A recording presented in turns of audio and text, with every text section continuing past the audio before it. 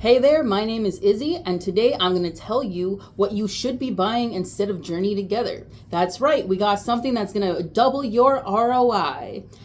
And I'm like, no, actually, I don't care about Pokemon investing or scalping in the slightest. Really, what I want to talk about is I recently got into Pokemon card collecting, and the scalping and investing side of all of this has made me really sad, to be honest. So I kind of want to just try this idea where I talk to vendors and artists and people who create really awesome Pokemon stuff that is worth your money. And I hope that this is enjoyable. I hope you find artists that you love. But anyway, on to our first conversation, and thank you so much. I'm Breezy. I am a tattoo artist. I specialize in anime and cute or spooky cute tattoos. I also, as you know, spent the last 5 years making Pokemon terrariums. What was your introduction to the Pokemon? Watching a cartoon when I was 7, maybe 6, 7, 8, and my dad is a child, and so he and I bonded over Pokemon. So he'd take me to Toys R Us and get me a new Pokemon. Um, and my entire bedroom was Pokemon, and I've loved it ever since. Even when Yu-Gi-Oh became a thing, I was still in Pokemon, and I just didn't understand anything other than Pokemon. For people who don't necessarily know what terrariums are, can you explain that? It's a vessel. I use teacups or glass globes or frames, and I burn myself gluing a lot of plants and moss and glitter into those vessels to make them look like natural habitats where then I put a little Pokemon and it just lives there happily. I didn't really know terrariums were a thing. Like that's not something that I even knew existed until I came across it. And the one I specifically came across was the Mimikyu. The Mimikyu in the coffin, and there's like tentacles coming out of it. I saw that and I was like, oh my god, that's amazing. Yeah, that's where my spooky cute comes into play. I love all the ghost type Pokemon and all the spooky ones. And then when you look at all the terrariums that are on the market, you really just see kind of conventional ones. You see just cute characters surrounded by cute things. And that's totally cool. And I've done that too. But I wanted to take mine a step further and include different aspects. So, like the coffin, or I've made a lamp, or the teacups are so fantastical. So things that are outside of just a regular, I guess, terrarium. I think the Haunter one is like inside of a pumpkin. But am I remembering that correctly? One of those carvable pumpkins from Michael's, and I carved it out and put them in there, and then you can have them up during Halloween. It's perfect. In the album that I shared with you, you can see the very first one I made, and I don't know if you looked up through them yet, but I was at work one day and I was bored and I had all these random crafts. And at the time, I was just an employee at an anime store. I decided to take one of our Pokemon figurines and just build a little scenery. And you can see those first ones are very natural, like it's real moss, realistic looking flowers and stuff. I've evolved since then. For the last several years, spent so much time individually looking at every flower at every craft store, seeing which one's going to look the most aesthetically pleasing, or just mesh well. I don't know, if you look closely, almost every terrarium has a rainbow. There's always a red, orange, yellow, blue, green, purple in there, and pink. Unless I'm doing the spooky ones, in which case I just stick to those purples and reds. What's your favorite Pokemon? Oh, that's so hard.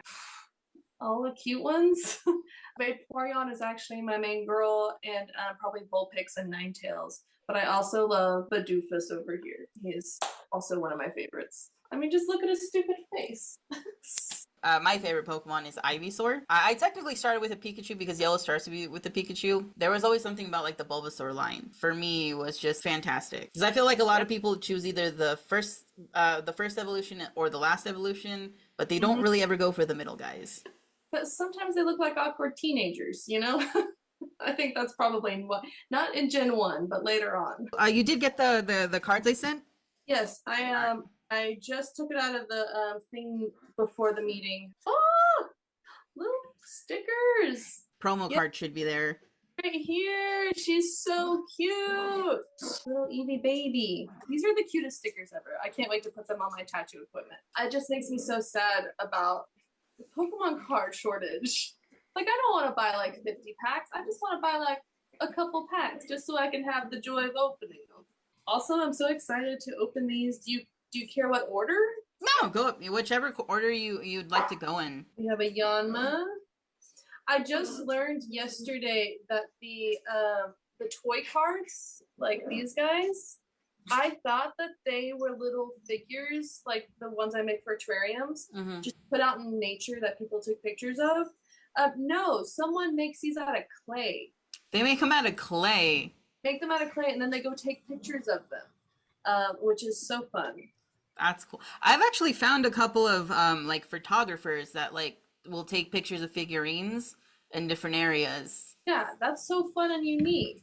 Shinx is another one of my favorites. I feel like I should be closer to the camera. Sorry. Little Shinx baby. He's just a little guy. We have Mr. Mime. I'm not a fan of him. He's very creepy. We do have a shiny rare candy. That's fun. And then, nice. Hey, a Simisear. So cute. Ooh, and of course, a Duskbox. Very nice. What was your experience kind of like as an artist growing to the point where you could make it a living? Oh, that's really hard. I even now I struggle with my confidence in my own art. Even though I know I've made it, I'm where I need to be. It's still never like 100% solid in my own mind. And especially growing up, there were times that I was super confident about my art, and I just couldn't understand why I wasn't at the level that other artists were at younger ages, and it can push you down a bit. But having, I think, a strong community that supports you, I think that's honestly what got me through everything. My family, my friends, constantly, even when I doubted myself, I had them to lift me up and supported me financially, in the sense that they would like support my art, like they'd buy it. Even at my darkest times, they just were there. So I think having a good support system is like key. I flipped it around. Now I do art for a living, and it just is the best thing ever. It sparks joy. It like is my fullest. This is where I'm meant to be, and I worked so long bartending and doing all these other jobs to get to where I am now, and it just feels right. Do you have like a specific piece that you're most proudest of? Whether that's a terrarium, whether that's a tattoo. Have you ever seen the movie Mars Attacks? No. It's an alien cult classic comedy from the 90s that Tim Burton made. I did this painting of one of the aliens from it, and it's probably got 65 hours into it that I've spent, and it's taken me years to paint it, like on and off. And I started it and I did really good, and then I took a break from it and I went back and I was like, I will never be able to put as much not love, I love all my stuff, but not as much. It was almost like I was too, like I couldn't complete it because I didn't think I could do as well as I did when I first started it. And so it took me a really long time to finish it, but I just finished it at the end of last year and had it ready for an art show. And it was my most successful piece probably to date. And it just, technically, it's really well done. It's really colorful, and it has everything that I wanted it, which is spooky cute. I hate it the whole way through. And then when it's finally done, I'm like, oh, it finally looks good. Because I think that's a lot of trouble artists have, is it's not looking like how it's supposed to or how they see it in their head. You have to get past that wall to just keep working on it. It's going to come. It's going to look good eventually. And then it does almost every time. You just have to keep with it. Okay, this one I'm going to do a prismatic. Yeah, I've got to open myself personally 5 prismatic packs. Yeah, I think this is my first one. No, second one. My friend did wait in line at Best Buy, and they only had 10 of those little tins, and only one per person. So I was a little sad about that, but that's okay. Cottony. Some research. Leo, that one's pretty cute. I like it when they do unique art styles. Cute little Noibat. Oh, that's such a cool one. I love Noibat. I love all the spooky. Ew, and a Jolteon. First couple of years, it was really hard to find figures, especially affordable ones. I know this is only talking like 5-6 years ago, but even at that time, Pokemon still wasn't at its peak yet.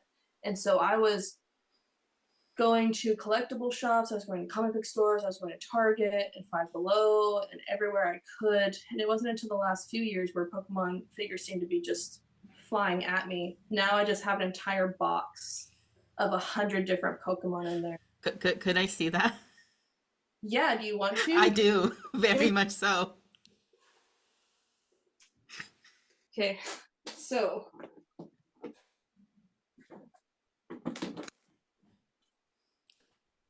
so this is my Pokemon box of figures. We have some that are still in their little cases, and then we have tons. Like these are from.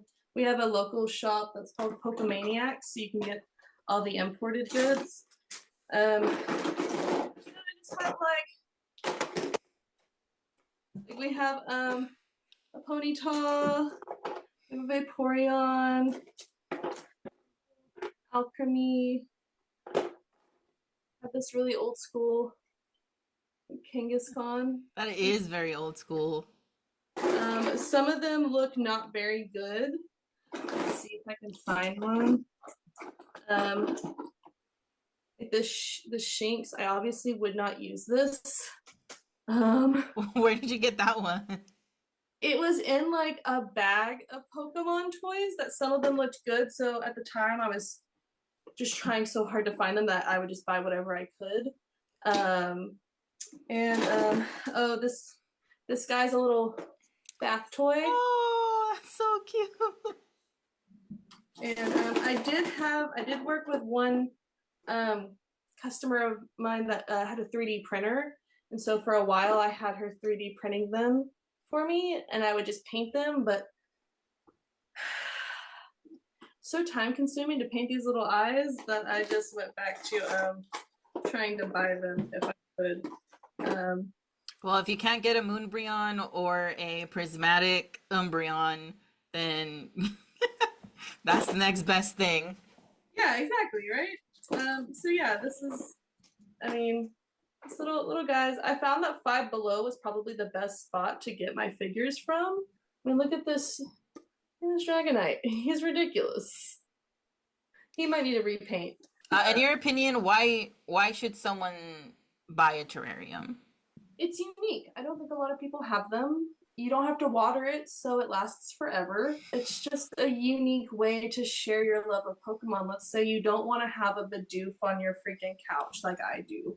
But you could have a little terrarium of it, and then it blends in more effortlessly in your aesthetic. I know you mentioned that you don't like necessarily do them as often. Do you right now mostly just do them by commission? Do like people come to you? Like how do you mostly get the people that wanted a terrarium from you? So it was easy at the anime store because I had a whole glass case dedicated that I could have them on display and sell them there. And I would take commissions from that. Most of the commissions were the hardest ones because someone wanted like a shiny Charizard figure or Gumi. Like Gumi, you have to get from a blind box in a Japanese, Japanese blind box. So it was so hard to do those, but I was always able to get them done. But I do mostly these days. I do it for holidays. So like Christmas, I make the Christmas ornaments, and I sell those. I'm happy to do custom orders, but I find that I spend so much time working on these terrariums, it's hard for me to charge as much as they're worth. I think most of my terrariums have ranged from $20 to the most might have been 80. And most of that's just spent on supplies. You think those big glass domes, that alone costs $40. Yeah. So it's hard to factor that in. And then also, I want everyone to be able to afford them and be able to enjoy them. So, yeah, I'm stuck in a little middle ground where I don't know what the right direction is on those. Yeah. Well, I think it's always important for anyone who's buying, from a local artist, is to remember that, like you said, it is supplies, right? Like those supplies cost a lot, and it's important to pay what needs to be the actual rate.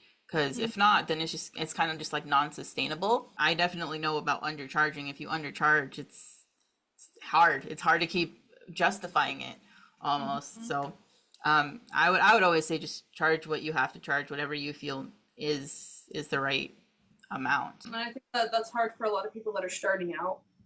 I think that's probably the hardest decision for them, and then they end up underselling themselves and not being able. And I'm totally at fault for that. Like a painting that I spent 60 hours on, I listed it for $300, not even making minimum wage. But I want someone to buy it and enjoy it, but also do I tear my hair out trying to do it again? Okay, this is Twilight Masquerade. Phantom, look at him. He's in love with that stump right there.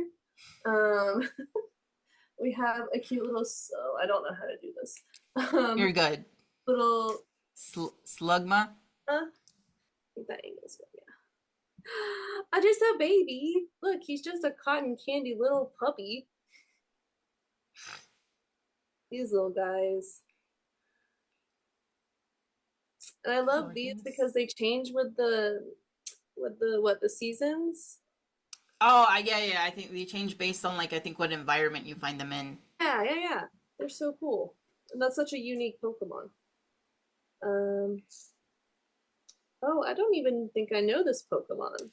I think I think that's from the newest gen. Ooh.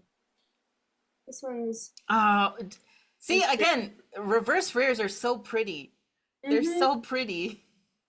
And I think this one looks really good because of the floral in the background, so it complements it for sure. Oh, nice.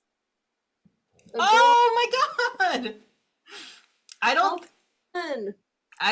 don't think there is anything I can convince you to trade for that card. I don't have anything that neat in my collection. That's so pretty. I love the gold ones. The Fleck is just so nice. I don't know this Pokemon either, but it's Team. How do you feel about Pokemon looking more humanistic? I don't mind so much as long as you can still kind of like. No, I don't like it. I don't like it. It's like what was the one before Scarlet and Violet? Sword and Shield. Sword and Shield. Man, those starters, you have a soccer player, a spy, and then a drummer. And I chose Grookey because he looked the most, he stayed more on the animal side of things all the way through, whereas the other two turned into humans, basically. And I just want cute little Pokemons. This one is prismatic. I was going to say, I wouldn't be mad if, what do they call the decks where you get all of the cards? Like pre-built ones? No. They have a prismatic pack where you get every single evolution in it. It's called something specific. Oh, a god pack or something like that? Yeah. I wouldn't be mad at getting that. So I understand why people are buying them all up. I do like the hippos. I have that pincer. Yeah? Yeah. I also pulled one of those. I do like Larvitar too, little Godzilla baby. I have that Houndour as well. He's such a good boy. Just a protector. This looks like what are those cushions that people sit on when they have like a beanbag chair? Or that, yes, that sounds better. Ooh, Suicune. It's pretty. Oh, we got a fancy skateboard. Rescue board. Okay, these are items. Cool. I got a lot of items this time. Reverse bug catcher. Set. Hey! Oh! Another Hollow Vaporeon. Yeah. Oh, she's so good. I got a Hollow Leafeon. That's what I ended up pulling. And see, Vaporeon is just... I hate what the internet did to her. Oh! Not fair. And I hate it. Someone told me recently that their favorite Pokemon was Shuckle. And I couldn't figure out why. But I think it's because I didn't play the video game. So there must be something really special about Shuckle. I know this wasn't a Shuckle, but that just came up. There's a favorite Pokemon for everybody. Yeah, I'm sure you'll find someone that says like Rattata is the best Pokemon ever. We're going to have words when that happens. Oh, Scalped. Little cherubi. Look how pretty! That's so beautiful. Oh, just a little pretty baby. I'm going to Alaska this summer to tattoo at a wedding, and I'm so Oh, sad I won't get to see the Northern Lights because they don't have them during the summer. I'm trying to figure out. I don't think I do, but I'm trying to figure out what I can offer you for that Ursa Luna. For sure. I don't have any particular attachments other than I think it's a pretty card. So I'm sure if you offered me another pretty card in return, I would be down for that. Okay, so I have this full art cast form. Oh yeah, that's cool. I'll take that. I have a whole section in my binder of just trainers and their Pokemon. Because if I think I don't really track the value of a card, but I do think that Ursa Luna is worth quite a bit. So I want to make sure that I give you a fair trade. He's not worth a crazy amount. How much is it? It's like $13.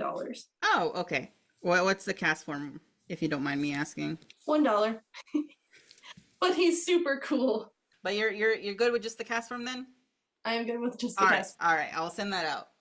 Cool. I will send this one to you as well. I'll put them in a good sleeve. Again, yeah. Thank you so much again for taking some of your time out today. There's such like I've already said it, but there's such a unique product, right? Like there's such a personality to them that when I look at, I'm like, you can absolutely see the effort put into every single one of them. I know that. I mean, that's why I wanted to reach out, because it's the if your art can make me smile, I think that's like the most important thing. Like any art that can make you have an emotion is worth its weight in gold. Thank you for having me. This was a lot of fun. I'm glad I could share a little bit what I do. I'm glad that I was noticed for my hard work. Like that always means a lot. It means that I'm doing something that's good. Like it evokes emotion, and that's what you want at the end of the day. So yeah. So, well, it was a pleasure talking with you and meeting you. Thank you for the cards. Thank you.